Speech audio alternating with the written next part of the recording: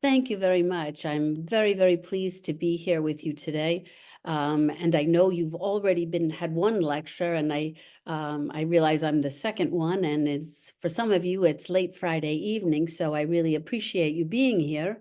And I'm also especially pleased to come to you as part of the Ecumenical School for Dialogue, because in addition to researching the environmental impacts of armed conflict, which is what I'll be speaking about today, I also work as a conflict mediator. So I believe I share many interests with you. And so I'm going to try to bring together both of those two issues, ecumenicism, as well as environmentalism, in this talk today.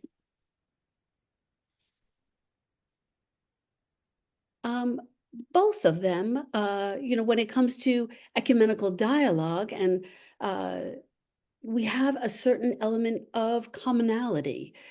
Certainly, religion suggests that the participants in dialogue subscribe to a shared understanding of moral worth and have a shared commitment to advancing the common good through mutually agreed upon and morally appropriate forms of behavior. And this provides a basis by which not just dialogue can be conducted, but also the conflicts or tensions that are the subject of the dialogue can be transformed, and thereby the tensions reduced. And much as ecumenicism and interconfessional faith provide a platform for commonality with the potential to transform a conflict, such that people are persuaded to work cooperatively to solve common problems, the environment, and specifically the ecological health of the planet, is also something we all share. Environmental damage does not respect confessional or political borders. If the air, water, or soil becomes polluted in one place, it's likely to affect a multitude of other places, and this underlines our shared fate. Sometimes this is sufficient to persuade and motivate people to act in concert for the benefit of all. In the case of war, however, all forms of life are not respected. The rights of humans to live free from fear and discomfort, and the rights of nature to not be subject to stress and damage, are cast aside. And these are among the reasons we've developed a legal code of war crimes.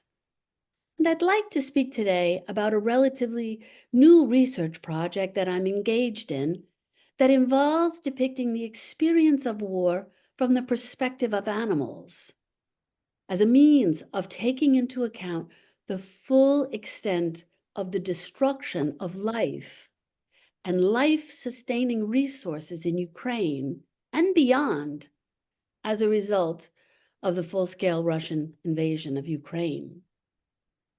So I'd like you to think about what could be gained by looking at war from the perspective of animals. How might evaluations change as to what constitutes a just war or a just peace if we considered the rights of animals and the rights of nature? Up until now, animals have been almost entirely absent from discussions of the ethics of war. So I wanted to give you a little bit of background about how I got interested in this topic. Perhaps you'll recall the exodus of refugees from Ukraine after the invasion began, and many of those Ukrainians had their pets with them, be it dogs, cats, sometimes horses, rabbits, all kinds of animals. And I was very struck by the fact that this created empathy for Ukrainians. The fact that they were not just refugees, but refugees with pets. And it struck me the extent to which we often tend to feel more empathy for the suffering of an animal than we do for the suffering of human beings. Empathy bespeaks the ability to change your perspective and see the suffering from another's perspective. And of course, I'm primarily interested in understanding what this war has meant for those who experience war. But sometimes doing it from the perspective of animals really, in fact, reveals certainly aspects of our humanity. And what I'd like to suggest is an evolving ethics of care that trades on changes in our understandings of nature, and specifically what constitutes the sacred. And so this is what I'll be speaking about today. So to stem the brutality of armed combat and political polarization and social tensions that sustain it, some have argued for an animal-inclusive just war theory, as well as considering environmentally sensitive assessments as to what constitutes a just peace. And the goal of my research in assessing how animals experience war is to make a case for the introduction of ecocide as a war crime by raising awareness of the environmental costs to a region, if not to the whole planet, along with the intention of making the costs to the aggressor who wages war more punishing. And to focus on ecology uses empathy, and the empathy that we seem to feel so much more readily for the suffering of animals than for humans. And I'd like to use that empathy and the outrage it engenders as a motivating factor, not only to respond to war-induced suffering, but also to use those emotions to impede the outbreak of war in the future. So in essence, the goal is to argue that the costs of waging war must include the cost to human life as well as to non-human life. Humans have rights, but perhaps nature does too. So let me give a little bit of a sense as to where legally we are in this quest to have ecocide declared a war crime. Beginning in the late 19th and early 20th century, a code of conduct was established as the law of armed conflict. It outlined the prohibition of using certain means and methods of warfare.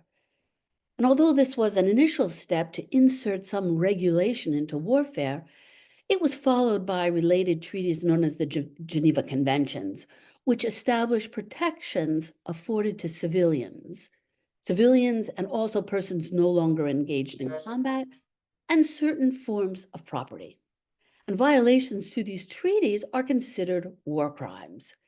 Any breach of the Geneva Conventions that were signed on August 12th in 1949 after World War II, and to which all member states of the United Nations signed, they constitute a war crime because they are a violation of international humanitarian law, and therefore can incur individual criminal responsibility under international law. And just to give some concrete illustrations, examples of war crimes include willfully killing or willfully causing suffering, taking hostages, directing attacks against civilian populations or civilian objects. That's the language, civilian objects. But what the law really means is civilian infrastructure, things like hospitals, roads, dams, and the like. So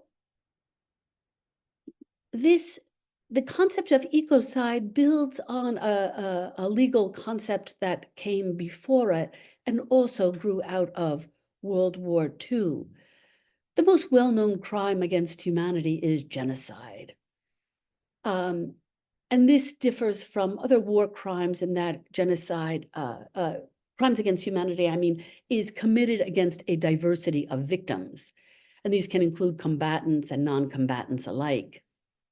Interestingly, Philip Sands drew our attention to the fact that the two main architects of the law on the prevention of genocide and related crimes are from Lviv, which is, of course, the home city of the Ukrainian Catholic University.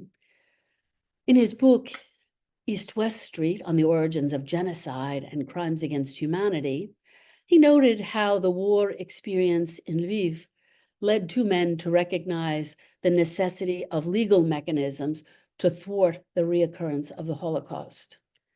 Raphael Lemkin and Hersch Lauterpacht are often referred to as Polish because at the outbreak of World War II, Lviv was part of Poland. It was only later annexed to Soviet Ukraine.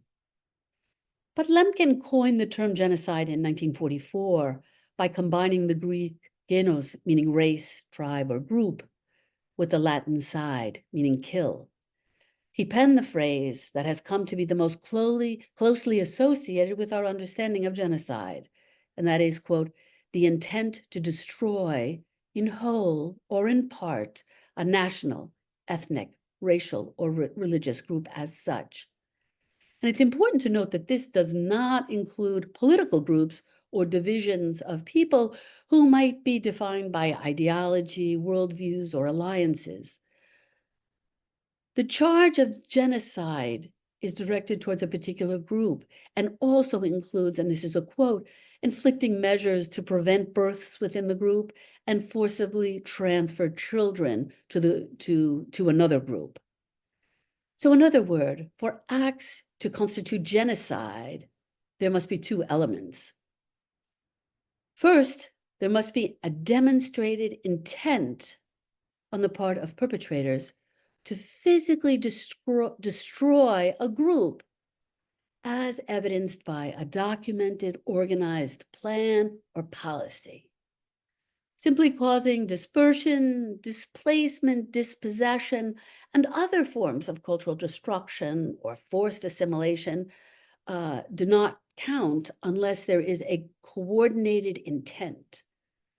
And intent also implies that the victims of genocide were deliberately targeted as members of a group, not simply as individuals who were members of a group. Right? So it has this very prominent group aspect too. And genocide was codified as a crime under international law in 1946 by the United Nations General Assembly, and as an international crime in 1948, 2 years later. And that legislation has now been ratified by 153 states. So underlying this law is the premise that all human life is sacred. All human life has moral worth, and that as a result, we have an obligation to prevent its destruction. And this is one of the reasons why, whether or not states have ratified the Geneva Convention, they are all held responsible under the International Court of Justice, should they commit genocide. And the International Court has articulated that the prohibition of genocide is a preemptory norm. In other words, it's meant to avert, to stop war. And therefore, no deviation is admissible in the International Court. And this is an extremely important point. It guarantees the prosecution of any state or group that commits genocide. And it's for this reason that attempts are now underway to make ecocide, as witnessed in the Russian-Ukrainian war, also a preemptory norm of international law like genocide, from which no deviation is possible and which is applied to all states. Because this, in essence, would expand the understanding of sacredness of life to include all forms of life, human and non-human. And I think given where we are or where we're participating in this summer school, it's important to note the relevance of the people of Lviv that pioneered this definition of genocide, and that efforts are leading in Ukraine to, after the Russian full-scale invasion, to once again pioneer another definition. And that namely is, what is ecocide? So the word ecocide draws on the Greek ecos, home, and the Latin side again, to kill. It refers to, quote, the devastation and destruction of the environment to the detriment of life. Interestingly, and this shows how long these things take, the term was first articulated by a man named Arthur Galston, who was an American who protested the American invasion of Vietnam and the US forces' use of Agent Orange to destroy the foliage cover that protected Vietnamese soldiers and that safeguarded the crops that fed Vietnamese troops and the civilian population. And I add parenthetically, I was recently in Vietnam, and even though we're talking about really, going on 6 decades separating when I was there and when Agent Orange was used, we really see that the foliage and the land is only now beginning to recover. And you can still see people on the streets of Vietnam who carry very significant physical deformities several generations later as a result of the use of Agent Orange. So efforts since that time have been underway to amend the Rome Statute of the International Criminal Court to bring the crime of ecocide into its purview. But it's important to note that no charges of ecocide have ever been filed. And so there's no established case law. And this is in part because the threshold of proof of intent and the extent of environmental damage is so high. And one of the reasons why it's so high is so that corporate or state actors who cause environmental damage during peacetime by accident then cannot be prosecuted for the crime of ecocide. So, in other words, some environmental catastrophes cannot be prosecuted as ecocide, such as, for example, the Chernobyl nuclear disaster, which happened in 1986, or the Exxon Valdez oil spill, which happened in 1989 in Alaska, for example. Both of them caused extensive ecological damage that is likely to last for generations, and both occurred during peacetime. But there's another key point. There are no binding mechanisms to avoid environmental damage and serve in any kind of preemptory capacity to discourage the kind of purposeful infliction of environmental damage. And this is where ecocide is different than current law. Any obligations to protect the environment that currently exist are generally limited to individual states, and they apply to territories within state borders. And this neglects the important transboundary aspects of ecological damage and helps explain why no charges of ecocide have ever been filed. So as the law stands now, it's quite simply very difficult. However, and this is what I would like to suggest, that the environment and religion are beginning to intersect in new ways. And this is changing some fundamental concepts, and I think it will be a matter of time because it begins to change the law. And this is just an example of how the blending of forces factors into the environmental movement and is beginning to change the way we view nature and the way we understand what is sacred, and how this will influence our attempts to elevate the charges of ecocide and the urgency with which we need to make ecocide more prevalent and more preemptory. So here's an example. It's from Native Americans. It started with Native Americans, but it quickly, many others joined. And the point of these protests was to voice discontent with the construction of what's called the Dakota Access Pipeline.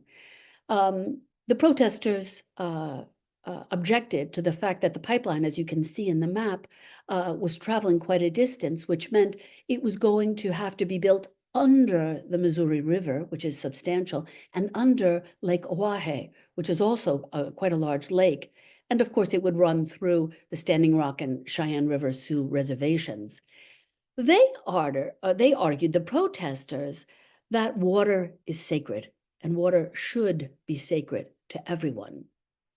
They argued that water is sacred because it is a source of life and a sustainer of life, and this is what gives water moral worth.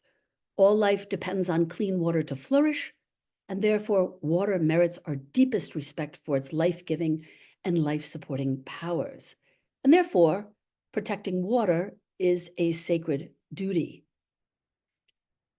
So in a political vein, when something is thought to have great value, meaning a value that is not relative but absolute, the value of something sacred, therefore, cannot be calculated, measured, or replaced, which is why, if it's destroyed, it results in pure loss. And although sacred places, people, and objects are indeed can be violated or desecrated, the idea is that they should not be under any circumstances.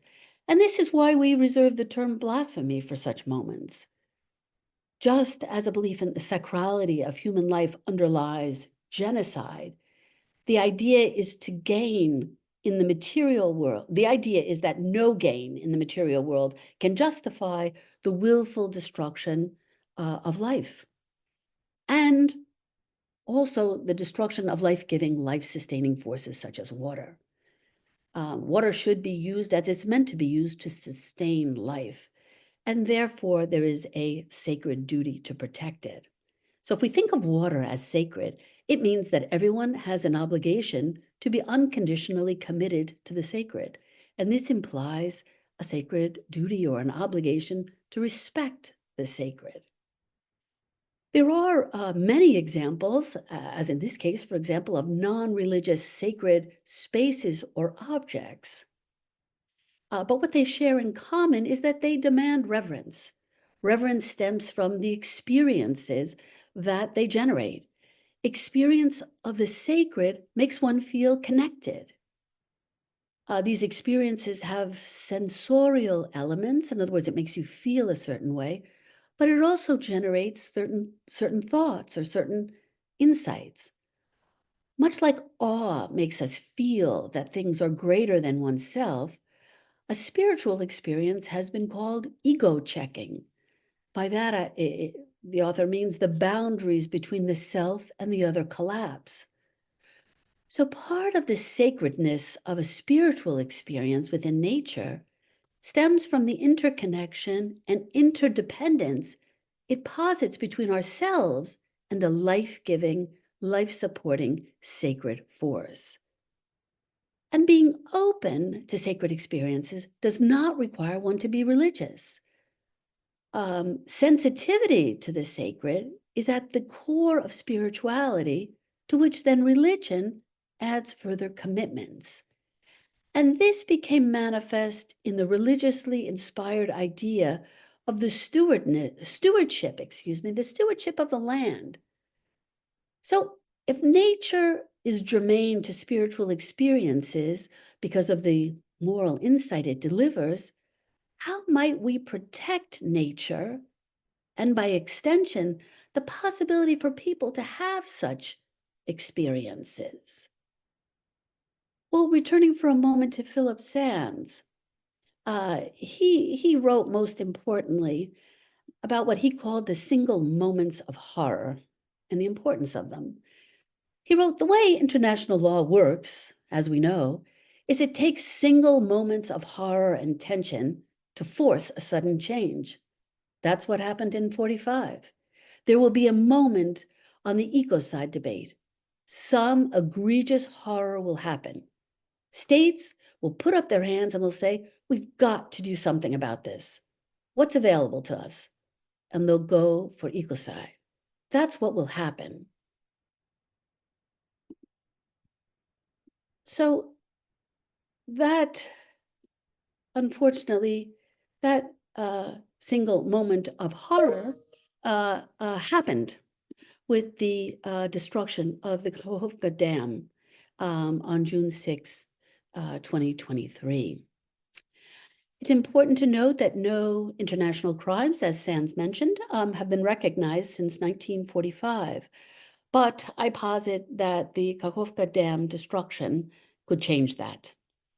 It was called Ukraine's worst ecological disaster since Chernobyl.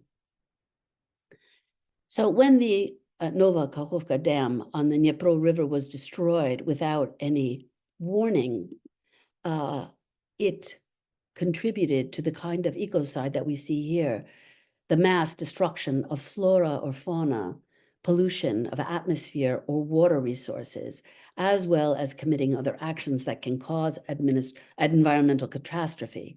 So that is already part of the criminal legal code in Ukraine. And I might add, there is a similar law in Russia as well. But ecocide attempts to raise this to an international level. Ukraine is one of the few where this is a crime in its domestic law, but without a law such as ecocide, Ukraine cannot prosecute this environmental damage as a crime against humanity. In other words, we need the ecocide as an established legal code so as to prosecute this to the fullest extent.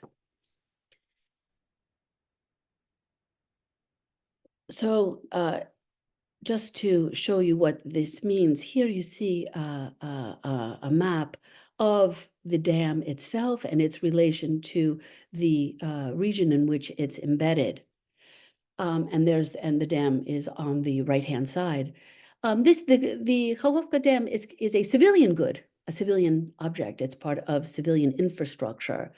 And it's considered a serious violation of international humanitarian law and a war crime to destroy it.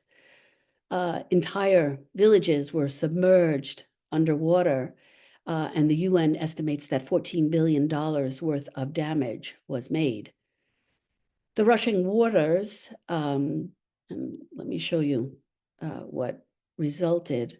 Here you see the dam again, but once it was exploded, it unleashed the force of tremendous waters of the Dnipro River.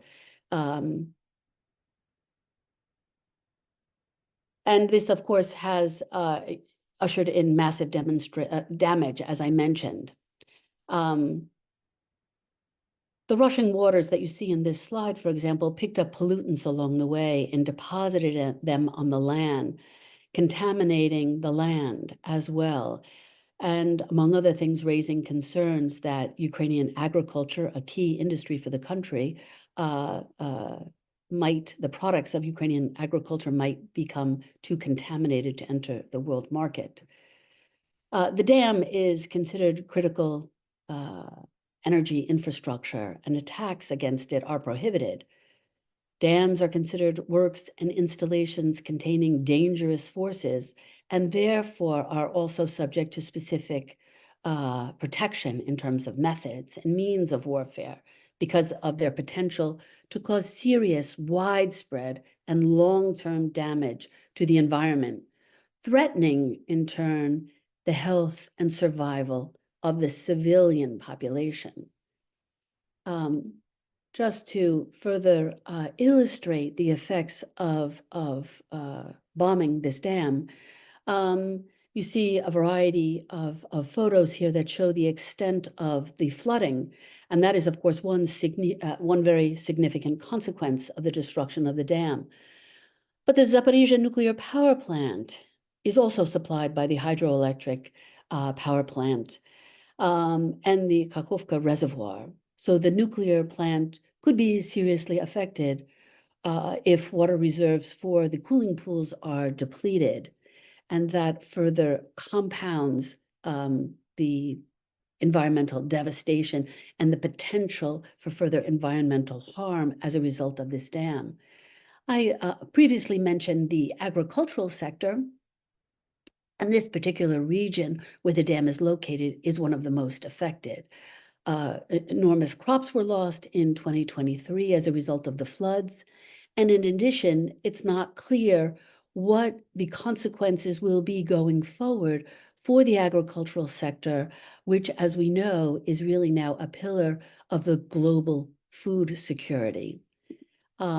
And here you see, again, the effects that this has had on animals more broadly, and specifically for the agricultural sector.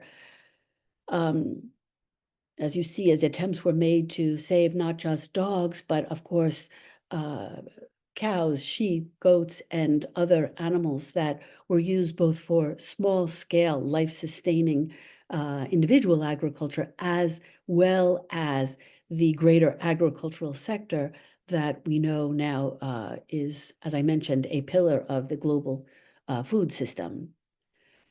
You could say on one level that the dam itself is an intervention from yesteryear to engineer nature for human gain. As much of a modernist project that the dam itself is, which trades on the idea that nature is there to be exploited for human gain as a sign of progress. But still, having said that, to destroy the dam using precisely the same logic, that nature is there to be used in pursuit of human gain, and in this case, that human gain constitutes advancing certain wartime military goals, that becomes an even more questionable assumption. Massive environmental devastation was unleashed on June 6th, 2023, when the dam was destroyed. The very waters that we consider sacred for their life-giving, life-sustaining properties became deadly on that day. Entire ecosystems of marshes, fields, meadows, and schools of fish, flocks of birds, not to mention the animals, the over 300 animals that were in captivity in a private zoo in close proximity to the Kakhovka Dam, all perished as a result of this act. As a single moment of horror, the destruction of the Kakhovka Dam now forms the centerpiece of charges of ecocide. So, what does all this mean? And let me begin to bring this to a conclusion, and then I welcome your comments and questions. So what does this mean? When the empathy we have for animal suffering combines with a shift in attitude that increasingly bequeaths nature a sacred status, this translates into secular institutions, such as the courts and legal codes, beginning to recognize the rights of nature. And this is the beginning of creating legislation on war crimes and their prosecution when the rights of nature through intentional environmental damage occurs. When injured dolphins wash ashore on the Black Sea, reveal the extent and the location of marine mining, and migratory birds snared in drone attacks not only testify to their migratory routes, but also to the paths and vast numbers of drones being used in warfare. This evidence becomes incontrovertible of the massive toll war takes on the environment. Religious concepts and understandings of moral worth play a role in persuading people to engage in collective action. And they motivate them to not only protect, or they have the potential to motivate them to not only protect the environment, but to impede further outbreaks of armed combat as a means of doing so. And I offer especially to all of you engaged in ecumenical dialogue that the commonality of ecumenicism and ecumenical dialogue reveals shared values and interests. Some of those values, as I mentioned, suggest reverence as an appropriate reaction. And this finds a parallel when one begins to think about shared ecosystems and the shared commitments to protect them. Efforts to safeguard the moral worth of the environmental health of the planet reflects new attitudes towards nature. This attitude in some quarters is already emerging as a moral conviction, a duty to act. And this is certainly propelled forward by the advent of climate change. But it is further propelled forward within the context of the Russian-Ukrainian war. Nature is sacred by virtue of its life-giving, life-sustaining properties, and therefore deserves to be protected in law and safeguarded in action. And this is in part the reasoning behind efforts to pioneer ecocide now as an additional war crime that should be added to the list of those that the International Court already uses to prosecute those whose behavior and intentional behavior specifically is such that it violates a moral code by harming those places, things that we consider sacred, and the relevance of the experiences of being in those sacred places. And so I hope this gives you a sense as to why ecocide and why international law increasingly evokes religion in a meaningful way and increasingly builds on our shared commonality. So I think I'll end there. I'll thank you for your attention, and I'll ask you for any of your comments or questions.